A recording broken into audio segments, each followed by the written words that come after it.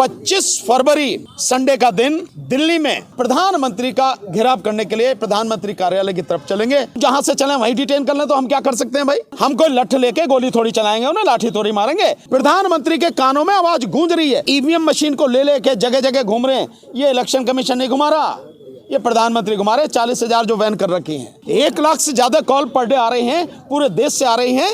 ये अंदर से पूरी तरह से इलेक्शन कमीशन को और प्रधानमंत्री को हिला चुका है। संयुक्त किसान मोर्चा ने हमें सपोर्ट किया है। सपोर्ट इस आंदोलन को हर जगह से मिल रहा है। ये आंदोलन गांव-गांव तक तो पहुंच ही चुका है। थोड़े ही दिनों में ये घर घर तक पहुंच जाएगा। ईवीएम हटाओ, संयुक्त मोर्चा जिंदाबाद जिंदाबाद। ईवीएम हटाओ, देश बचाओ, देश बचाओ।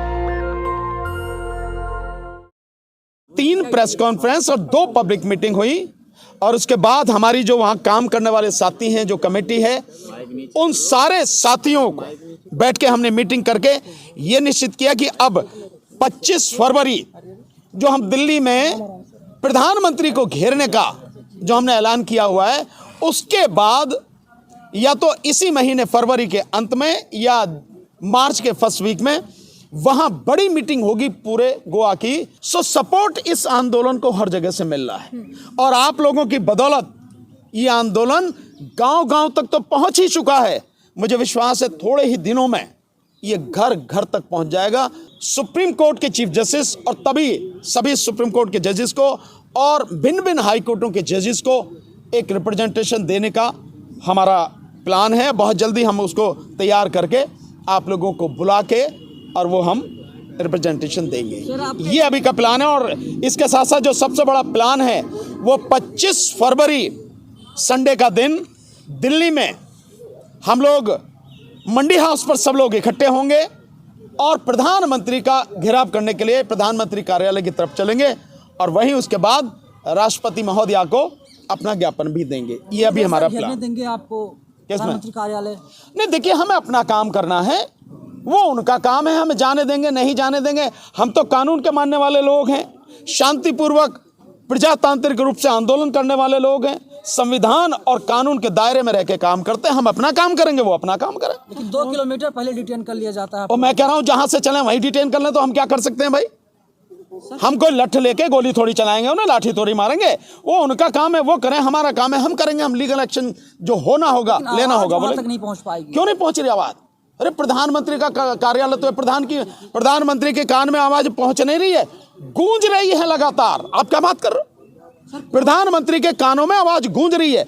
और गूंज किस तरह से रही है मैं आपको बता रहा हूं।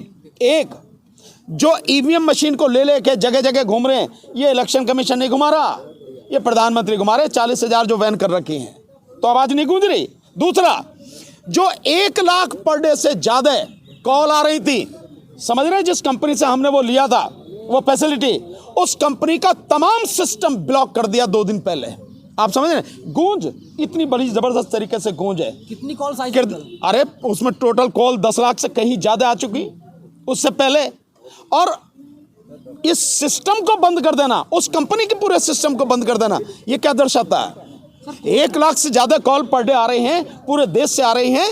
ये अंदर से पूरी तरह से इलेक्शन कमीशन को और प्रधानमंत्री को हिला चुका है। अंबानी जी कंपनी थी क्या सर? अंबानी की कंपनी क्या है? अंबानी क्या है? सिम जिससे लिया था आप लोगों ने? नहीं, अंबानी अडानी इनकी तो उससे लेने का था। हम तो एयरटेल से लिया था। आप कह रहे, मैंने तो पहले जब किसान आंदोलन में खुल के कहा था, आपको ध्यान है? 2 करोड़ लोगों ने जियो की सिम छोड़ दी थी, कनेक्शन छोड़ दिए थे। ध्यान होना चाहिए आपको, किसान आंदोलन में। और मैं तो खुल के कह रहा हूं, मैं तो उसके यहां से गैस भी नहीं लेता, पेट्रोल भी नहीं लेता। घर घर पहुंच रहा है सर। बिल्कुल घर घर पहुंच रहा। धन्यवाद आपको। सर, कोर्ट में इतनी देरी क्यों हो रही है इस मामले को? नहीं, हाउ कैन आई से, भाई कोर्ट के विषय में क्या कह सकता हूं? हम अपना पक्ष रख रहे हैं। जैसे आज की बात मैं बताऊं, 1 घंटा उसमें बहस हुई, उसके बाद में कुछ क्वेरी थी, कुछ सवालों के जवाब चाहिए थे। चीफ साहब ने बाकायदा उनको कहा, इलेक्शन कमीशन के जो एडवोकेट हैं, इनका जवाब दो, आप बना के दो। और फिर उसके बाद में अगले मंडे के लिए डेट लगा दी, 12 तारीख की डेट लगा। तारीख चुनाव भी निकल जाए, हमें उससे कोई लेना देना नहीं है, वो कुछ भी निकल जाए। हम तो यहाँ पे लड़ रहे हैं ना सड़क पे। सो हम अपनी तारीख नहीं निकलने देंगे, कोर्ट की निकले तो निकल जाए। सर आपकी एक वीडियो वायरल हो रही है, आप उसमें कह रहे हैं कि मुसलमान इसमें साथ नहीं दे रहे हैं। यार ये इलेक्शन का मामला है, ये मुसलमान का मामला है। पहले वीडियो दिखाओ, जब बताऊंगा। बताओ ना। ट्विटर पर लोग नहीं, ट्विटर पे जो वायरल कर रहे हैं वो वीडियो दिखाओ मुझे, मैं बताऊंगा ना। उसे दिखाओ मुझे, बिना दिखाए आप ये जो कह रहे हैं इसका कोई मतलब नहीं है। उसे दिखाओ, मैं बताऊंगा उसका अर्थ, मैं उसको पूरी तरह से एक्सप्लेन करूंगा। दिखाओ वो पूरी वीडियो मुझे। सर आप किसानों से मिलकर आए, पंजाब में आपको समर्थन मिला काफी। जो 13 तारीख को किसान आ रहे हैं, दिल्ली बैठक होने जा रही है, उसमें ईवीएम का मुद्दा रखा जाएगा, क्या लगता है? निश्चित रूप से जब संयुक्त किसान मोर्चा के सामने बात रख दी गई है, सो संयुक्त किसान मोर्चा ने हमें सपोर्ट किया है। सो और क्या किसानों के सामने रखने वाली बात है? किसानों के सामने रखी जा चुकी है, पूरी तरह से रखी जा चुकी है और आगे भी रखेंगे। और हम तो ये कहेंगे कि इसको मुद्दा बनाया जाए, अपने मुद्दे के साथ साथ में तो वो मुद्दा बनाए, तो हमारी पूरी कोशिश है। और किसानों के आंदोलन को हम, जैसे हमने व्यक्तिगत रूप से पीछे सपोर्ट किया था, इस बार न केवल व्यक्तिगत रूप से बल्कि मोर्चे की तरफ से, ईवीएम हटाओ संयुक्त मोर्चे की तरफ से भी उनको पूरी तरह से सपोर्ट हम करेंगे। सर आप बार बार एक बात कहते हैं कि election commission of India election commission of Modi बन चुका है, तो आपको नहीं लगता है कि ईवीएम के खिलाफ न लड़के आपको इलेक्शन कमीशन के खिलाफ लड़ना चाहिए? हम तो दोनों के खिलाफ लड़ रहे हैं, एक के खिलाफ क्यों लड़ना चाहिए?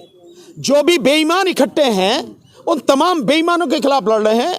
जो व्यवस्था गलत है उस व्यवस्था के खिलाफ लड़ रहे हैं। तो उसमें ईवीएम भी आता है, उसमें मोदी जी भी आते हैं, उसमें बीईएल भी आता है, उसमें ईसीआईएल भी आता है और उसमें इलेक्शन कमीशन भी आता है। सब आते हैं, सबके खिलाफ लड़ रहे हैं। एक के खिलाफ क्यों लड़ेंगे? जो सारे गुट में शामिल हैं उन सबके खिलाफ लड़ेंगे और लड़ रहे हैं। सर सवाल आप पर भी उठ रहे हैं कि आप अपने राजनीतिक हित साधने के लिए ये सब कुछ मुद्दा लेकर इसका आए हैं। मतलब ये है कि हम मजबूत हो रहे हैं। जितने सवाल उठेंगे, जितना विरोध होगा, जितने हम पे हमले होंगे, आप मान लेना हम उतने ही ताकतवर होते जा रहे हैं। हमारी बात, हमारी लड़ाई उतनी ही गहरे असर करने लगी है। इसका मतलब यही है। बाकी जो कह रहा है उसका काम है कहने दो, जो आरोप लगा रहा है लगाने दो। हमारा काम है लड़ना, हम लड़ रहे हैं।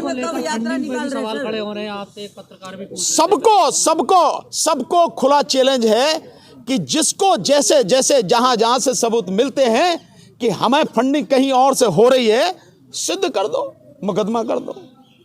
हम कैसे कर रहे हैं वो तो हम जानते हैं। आ जा रहा कांग्रेस पीछे है आप लोग, तो ढूंढो ना, राहुल गांधी से पूछो जाके। मेरे से पूछने की बजाय राहुल गांधी से पूछो, यार मेरे भानु प्रताप को फंडिंग कर रहे हो? मुझे तो मिले नहीं यार, मैं तो कितना मिलने की कोशिश कर रहा, मुझे तो मिले नहीं। ना सोनिया जी मिली, ना राहुल जी मिले, ना खड़गे साहब मिले। अब तुम्हें कहां से मिल गए? जरूरत है पैसों। तो यार पैसे तो मिल के ही तो कोई देवेगा, बिना मिले कैसे पैसे दे देगा भाई? आप बताओ। तो इस आंदोलन के लिए कहाँ से फिर खर्च कैसे किया जा रहा है? अरे भाई हम सारे के सारे साथी मिलके कर रहे हैं। हम सारे के सारे फक्कड़ थोड़े ही हैं, फकीर जरूर है लेकिन फक्कड़ थोड़े ही हैं यार मेरे, कुछ तो कमाते होंगे। और भाई इस देश के लोगों ने अपनी जिंदगी कुर्बान कर दी, हम नहीं कुर्बान कर सकते अपने आप को। मोदी जी भी फकीर, आप भी फकीर। मोदी तो अलग तरह का फकीर है, वो तो झोला वाला जो है, लोगों को धोखा देने वाला फकीर है। यात्रा कब निकाल रहे हैं दिल्ली में आप? अरे चिंता मत करो यार, निकालेंगे अभी, होने दो, चिंता मत करो। सबसे पहले तुम्हें बताएंगे जब यात्रा निकालेंगे, तुम ही तो पहुंचाओगे घर घर। धन्यवाद। नेशनल दस्तक की आपसे गुजारिश है कि अगर इसको बचाना चाहते हैं तो नेशनल दस्तक को सब्सक्राइब करने के लिए रेड कलर के सब्सक्राइब बटन को दबाएं, फिर बेल आइकन की घंटी दबाएं। नेशनल दस्तक को बचाने के लिए बहुत जरूरी है कि हर खबर को शेयर करें, लाइक करें, कमेंट जरूर करें।